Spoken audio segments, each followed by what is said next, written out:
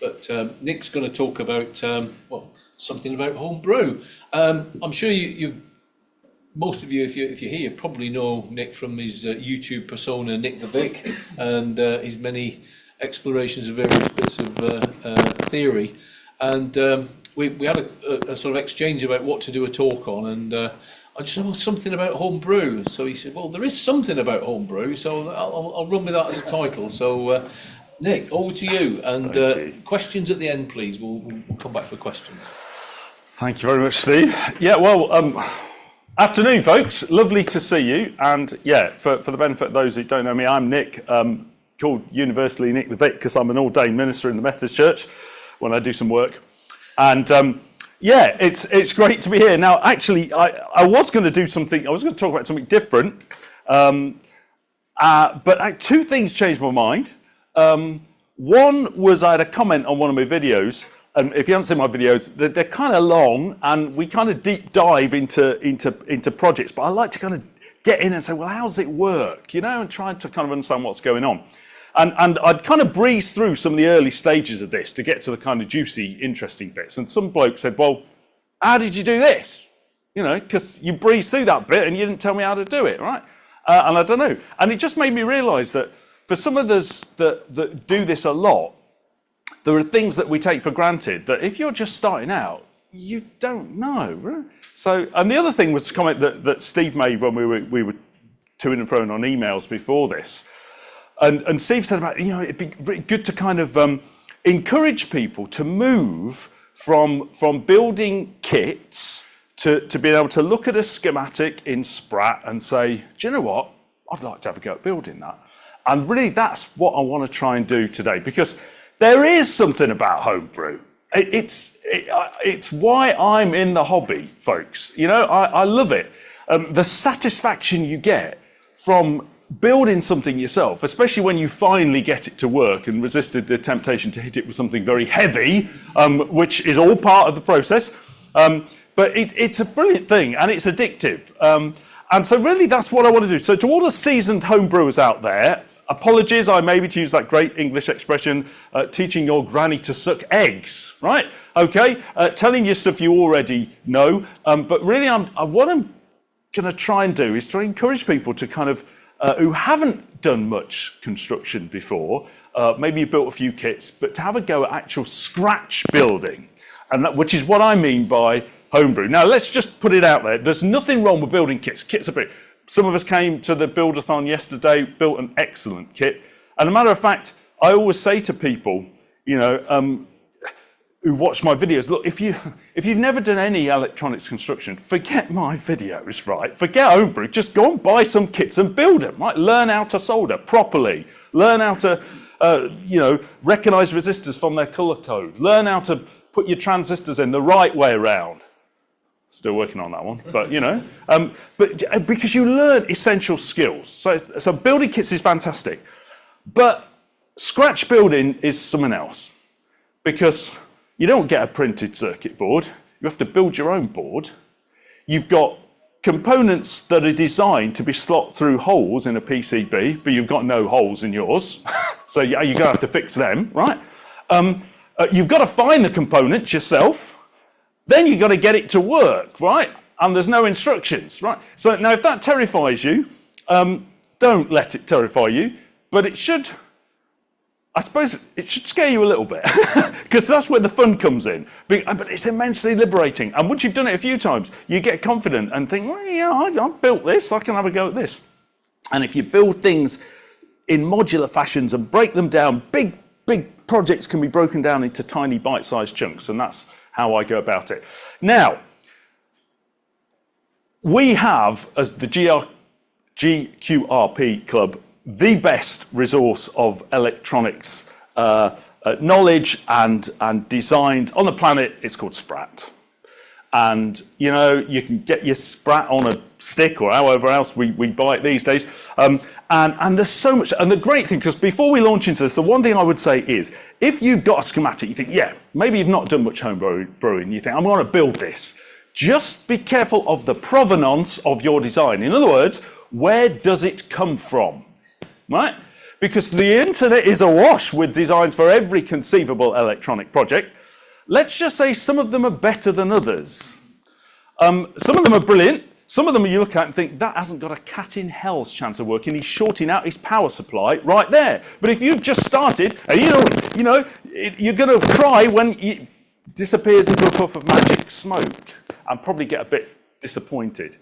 So be careful. Now, the great thing about getting a schematic from something like Sprat is you get an article published in Sprat, as I have done, people will build it. And if it don't work, they'll tell you, right?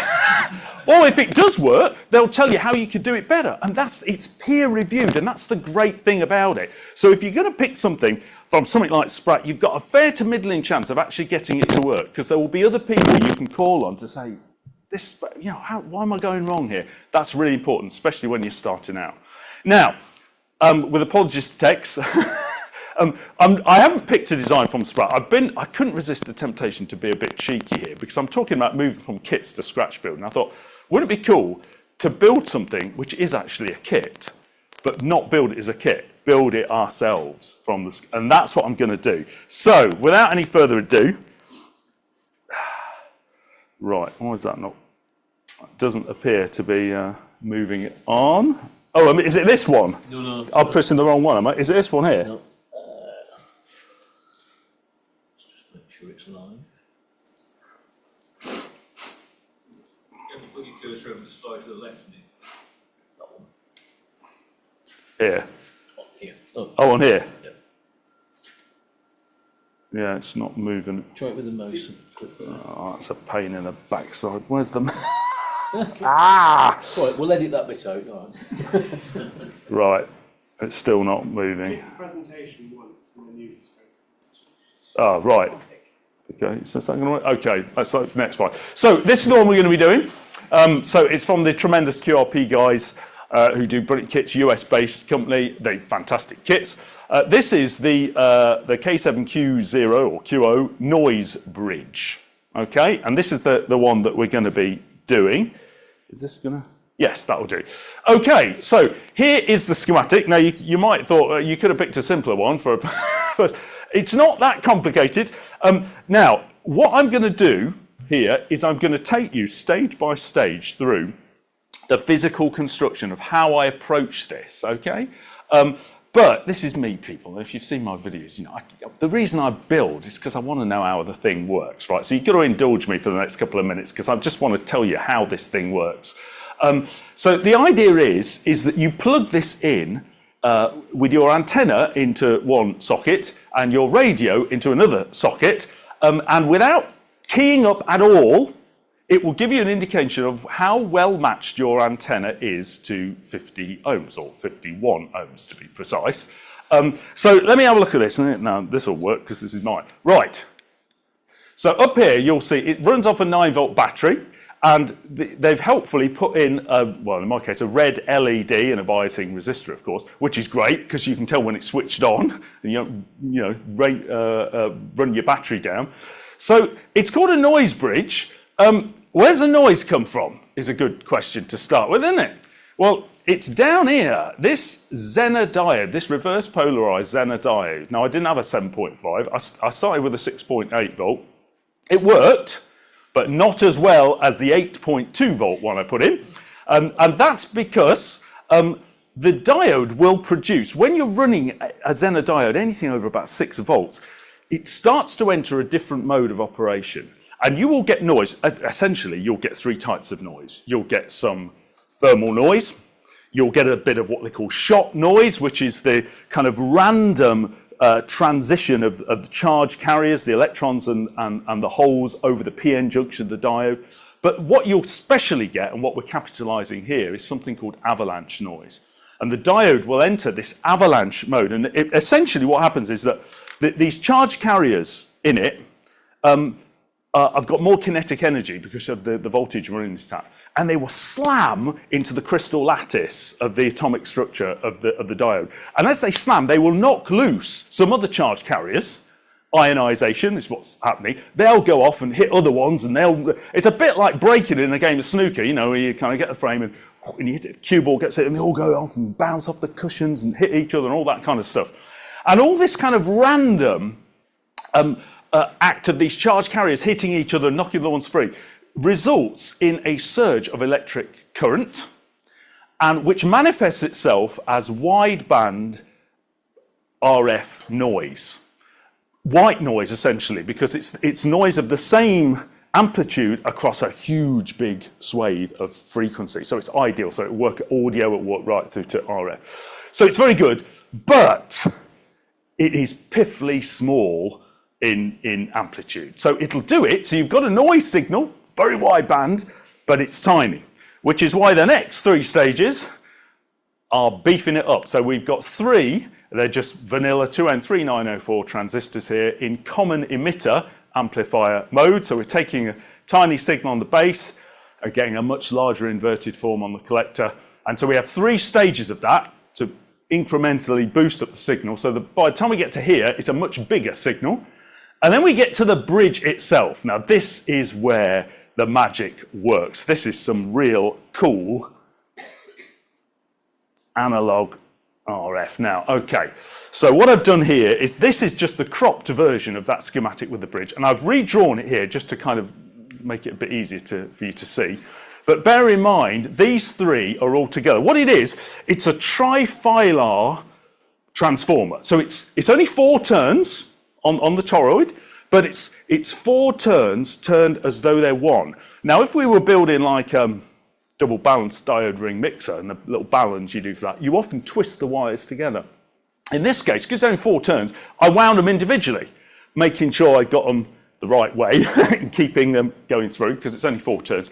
So essentially what happens very briefly is we put, whenever you run an electric current through a wire, you generate a magnetic field. You coil the wire, it intensifies the magnetic field. You coil the wire through something like a ferrite material, it massively intensifies the magnetic field. So what happens is we run our noise source here, which is coming down here on the gold wire, and that energy is transferred into the magnetic field. Now, if there are other wires, other conductors within that magnetic field, like the other 2 windings, it will induce and if it's the same amount of turns, an equal and opposite current in these other windings. So what happens is we have the noise source coming down here, it induces then, here's the phasing dots here, an opposite one up the pink wire. So we go down the gold wire with the original one, and then up the pink one through, this is the antenna, and this is where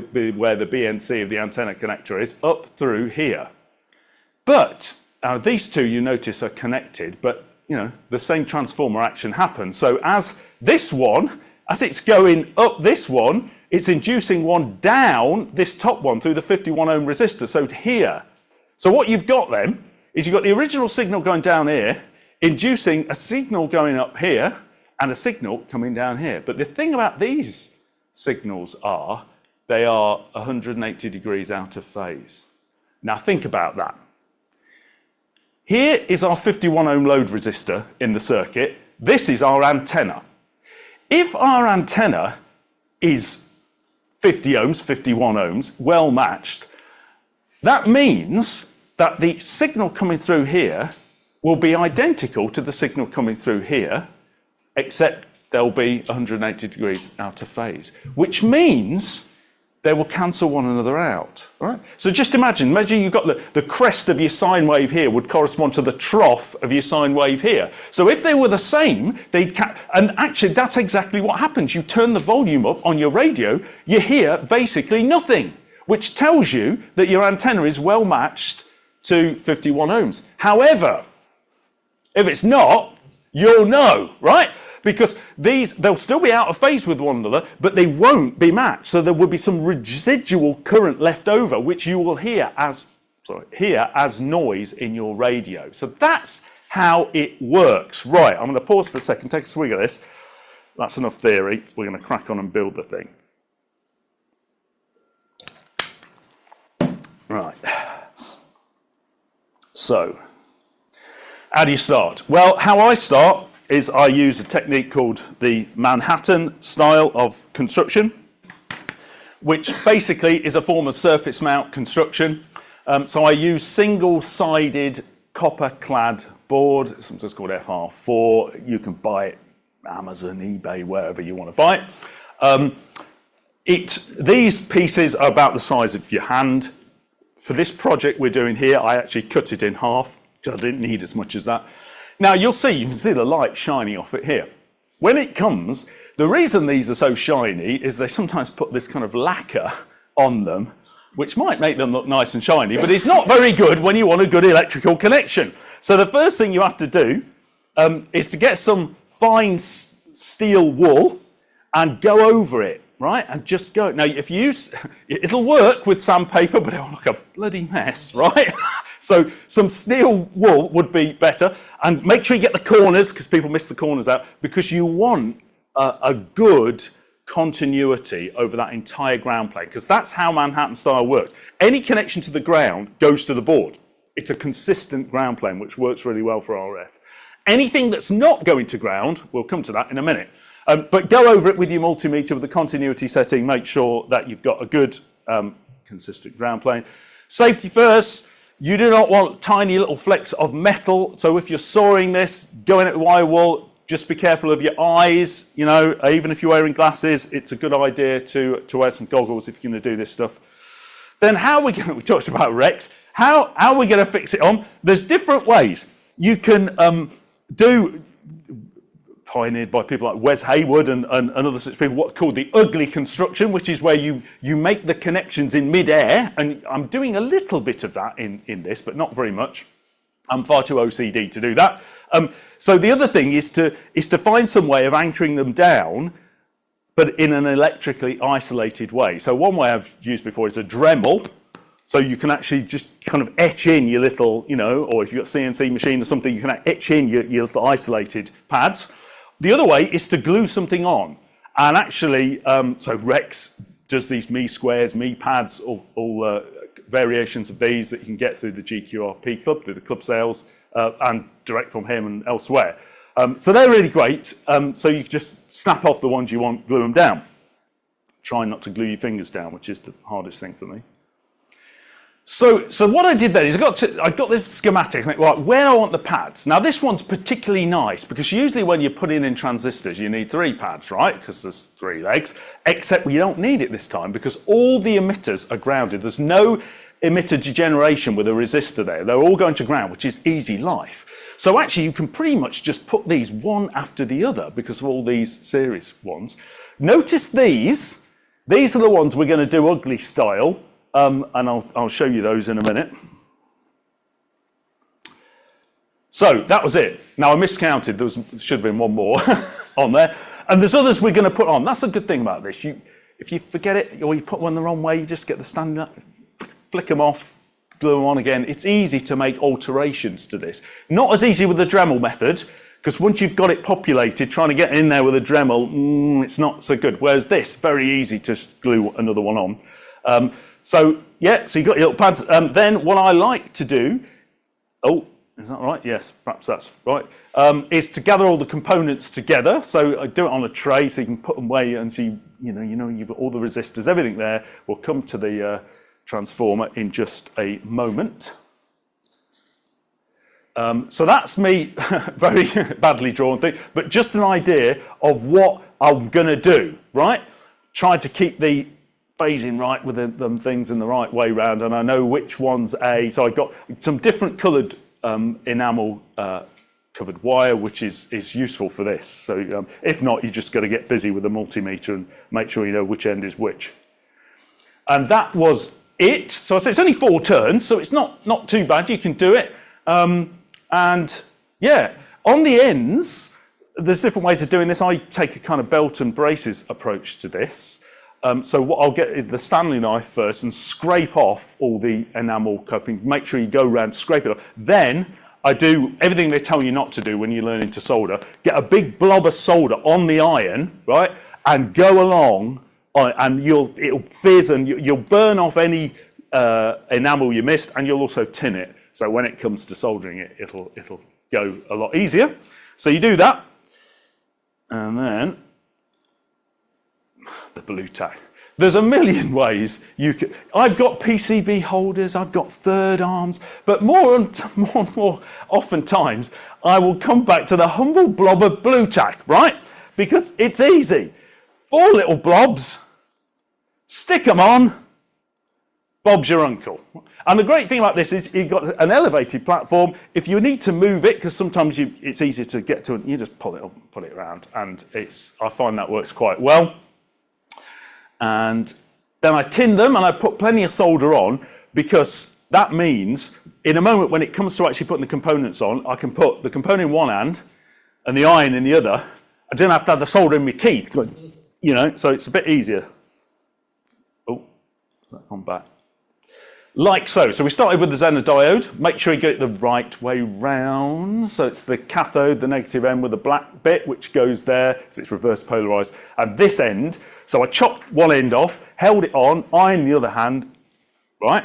And then the next stage, of course, is do the other end. So chop the other end off, bend it down to the board, solder it down. Now, what I sometimes do is I do that, and if it's not, I'm not happy enough with it, I might even get the blade of a screwdriver sometimes just to hold it down a bit more, go in with the iron again, just to make sure you've got a good secure connection to the ground plane.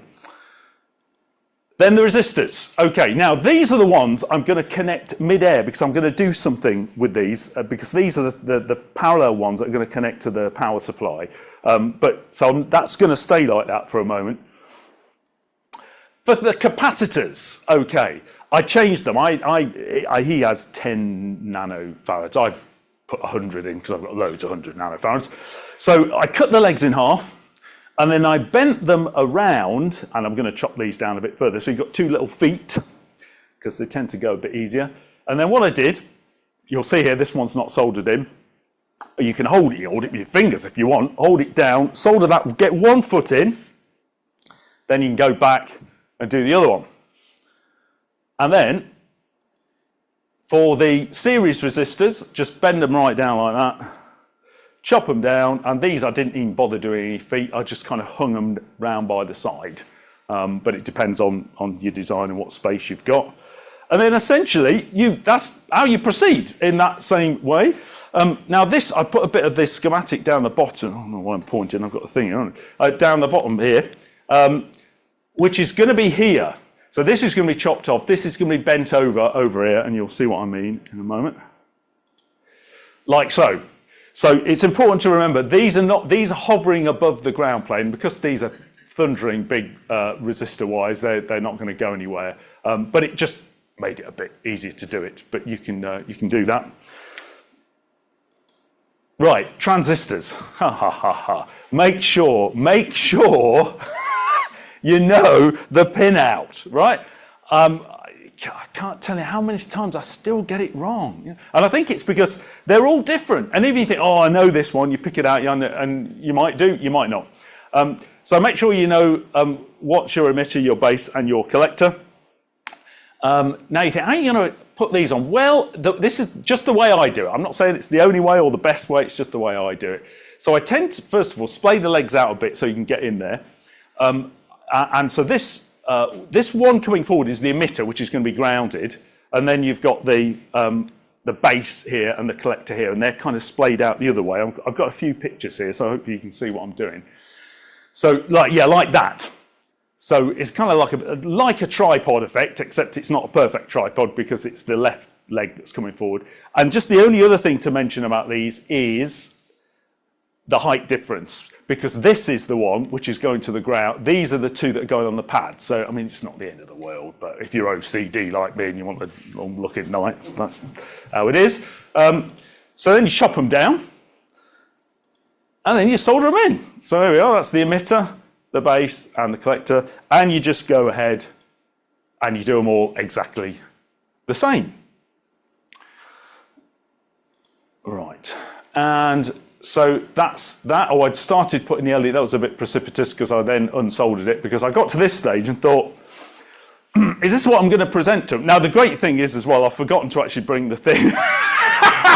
I got to about Southampton and thought, oh, bugger, it's sat on the desk at home. Shall I go back? Nah, they'll have seen enough pictures of it. But I thought, no, it'd be nice to put it in an enclosure.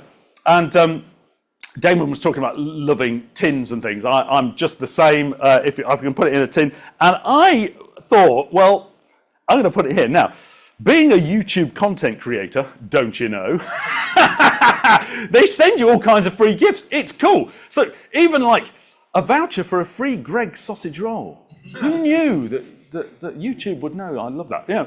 But one of the things they sent me was they had some custom made, as only YouTube would, M&Ms with the YouTube logo on, right, in the little box, which they sent me. So we ate the chocolates, very nice.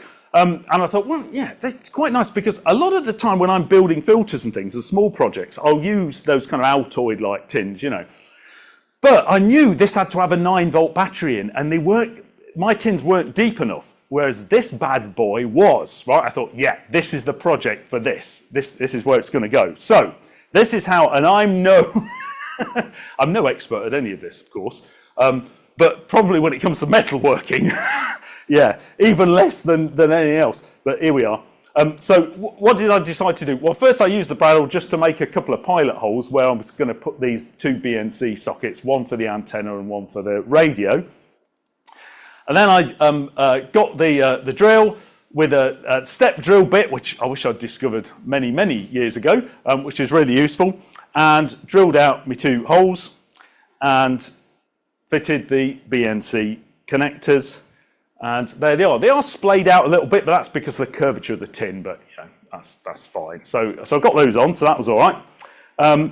Then I thought, well, okay, if I'm doing this, I'd like to have the switch and the LED on the front, so that means putting that in the lid of the box. So let's do that. So I drilled that one out, fixed that in. It's before I've got the locking nut on there, so that'll go there. Then I thought, okay, the LED, so what am I going to do with this? So I glued one of these squares on here, and the LED, now make sure you know which end is which. Now, the leggy end is the anode, is the positive end. But by the time you've chopped it off and bent it around, you'll forget which way is up, right? So you're going to need to get that diode tester on the motor. Just make sure before you solder it in, you know which end is which. And when you're absolutely sure, I bend it round because it's going to sit through there. This long bent round end is going to go to here, and the biasing resistor is going to go here, and then the big top end is going to connect to the switch, which is there, which you'll see in a minute. Like so, and you can't see the end sticking up in this one, but you will probably in the next one. So then I put the battery connector onto the switch, and this little lead going off here is the one that the LED is going to connect to. Like so. So that's all connected up, and this is the wire that's going to those parallel resistors, you know, that we connected ugly style. Right. So there it is. Now, the actual bridge itself, so I'm not going to go all through this, but just to note how I actually physically put it in is the opposite to here, helpfully. So this is A2, this is A1. This is A2, this is, so yeah, which is why I had to draw it out myself so I didn't start tying myself up in knots, because it's no good thinking, oh, I'll just reverse what's there. Yeah, so by the time you put it down, had a cup of tea, gone back to it, you forget. So there's a tap basically that goes to your receiver, which we said is this midway point. And then the antenna connecting is going to go round to there. So that's just my own notes for myself. And so that's it. So we put it on. It's not complete. It's almost complete. So that's the tap, which is going to go to the radio. And this is the connector. It's going to go to another capacitor, and then a wire going round to the antenna port. A little like that. So there we are. Okay, now, how do I fix it in? I like to use this double-sided sticky tape thing, but it is sticky, which is good when you do it right. Not so good when you think, it'd be good if I had it a bit, you know, you really only get one easy crack at this. So just hold the components, make sure before you commit to pressing, you've got it exactly, because one of the things you have to do is to line up that tap with this, right? So hook that in, hold it, and when you're ready, then press it down, and hopefully you should be all right, like so. And you can see now I've got the, so that's the tap going into the radio socket, and you see I've got this little wire coming round to the antenna socket here. And so that's connecting them both. Now, you will notice, because technically, when I started this, I had 3 ground planes, which is not a good idea. I had the actual circuit, I had the bottom of the tin, I had the lid. So you've got to connect those. So you'll see I've soldered here from the actual board to the tin, and I've got a separate wire actually just coming around here to make sure that we've got a good continuous ground plane throughout the whole of the project. Right, hurry up. Yeah, so that's the battery on. And then finally, way! Okay, so we know the LED works, if anything else. And then I got one of these little, it was ever so cheap off Amazon, little Bluetooth label printers. It doesn't even take any ink. It's the ink's like embedded in the tape that you put in, which is quite nice for doing some of these little things when you can kind of pretty up with a few little labels and things like that. So that's what I did. Right, okay. Does it work? Judge for yourself. And it lasts just a few minutes. You'll see me actually and hear testing this thing and what it does.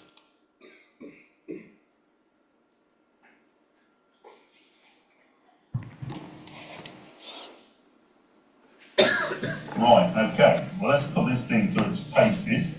So I've got the noise bridge here. It's turned off.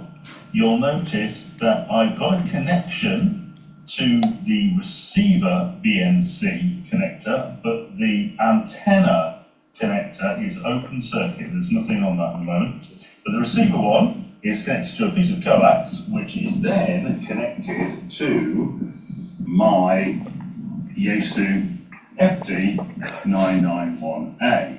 And this is going to be useful because it's got a spectral display. So you're going to be able to not only hear, but see what I'm going to show you. So let me just set up the camera and we'll do the experiment.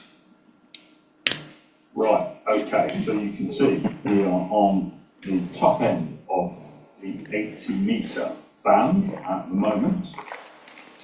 And there's no antenna connected. So all that is happening is the noise bridge is connected, turned off at the moment into the transceiver, and there's nothing on the antenna connection. So if you think about this, with nothing on the antenna connection, that's an infinite impedance. So when I turn the noise bridge on, there should be a lot of noise because it will be very, very unbalanced. So here goes. I'm going to turn it on now. Yeah, okay, look at that. 5.9 plus, well, nearly 5.9 plus nearly 10. Which is exactly what you would expect to see because there's a great imbalance between the 51 ohm load resistor in the noise bridge and the infinite impedance on my antenna connector. Right, okay. Now just look what happens when I connect in a 50 ohm dummy load. I'm going to keep this switched on and I'm just going to connect this in, see what happens.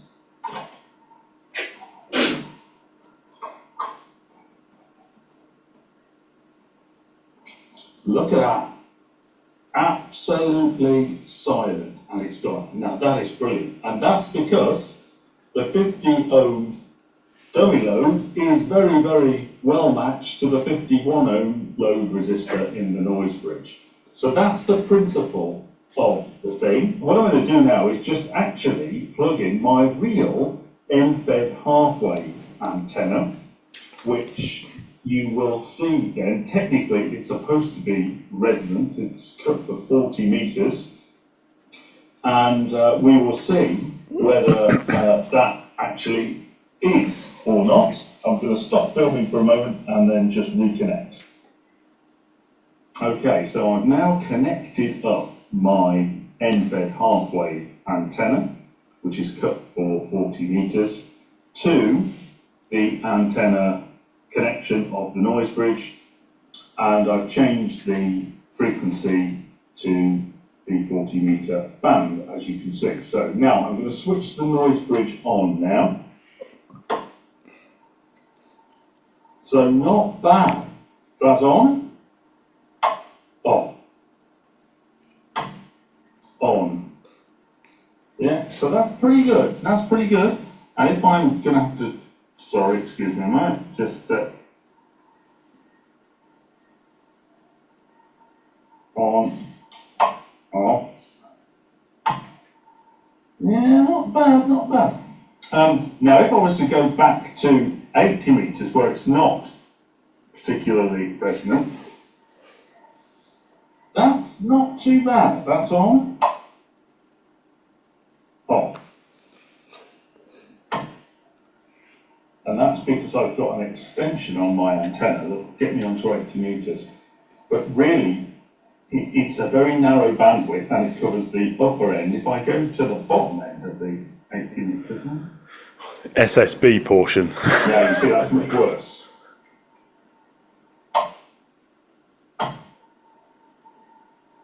Because the SWR down the bottom end of 80 metres on my antenna is not anywhere near as good as it is on the top end.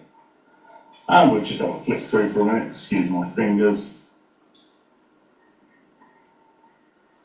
20 metres. Not bad.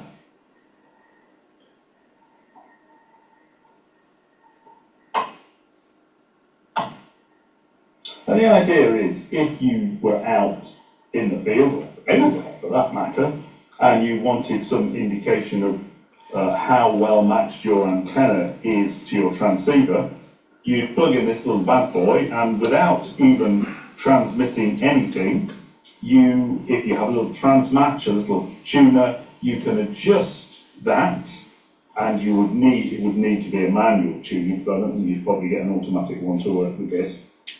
But you can actually adjust that until you get the minimum amount of noise, a minimum amount of signal coming through. And so, yes, all right, you can see this with a spectral display, but you can just do it with the volume of that background noise that you're hearing through the speaker. And so that could be a very useful little thing. And I'm delighted that it does seem to work. Now, this antenna is not resonant on 17 metres, and that's why we've got so much noise coming through there. So that's giving you an indication that it's not well matched to that particular band. Brilliant.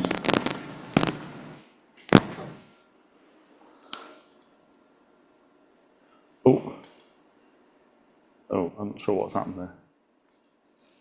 I was trying to get the next slide, but... Right, okay. Oh, we don't want to hear that again.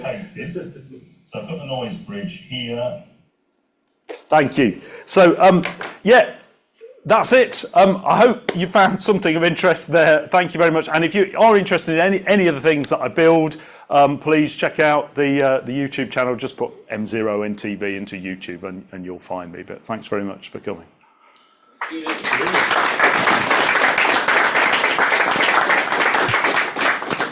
Any questions?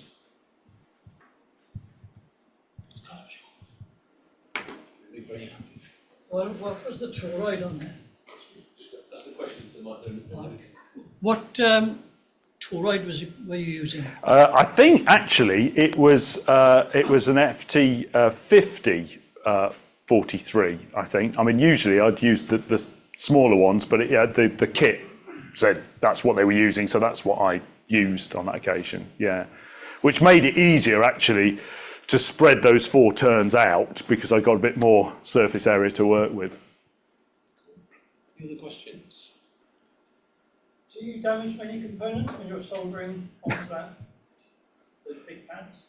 So for the benefit of those online, the question is, are there any components damaged in the process of making this? Not through soldering, no. I mean, I'm of the school that my soldering iron is always blisteringly hot. So I'm like, get in there quickly and get out quickly. So even with semiconductors, it's in and out. I don't want to be there waiting for it to heat up because there's more residual heat building up in the semiconductors. So actually, no, I haven't. I mean, I've blown a few up in the time, but that's not been through bad soldering. That's been through other silly mistakes.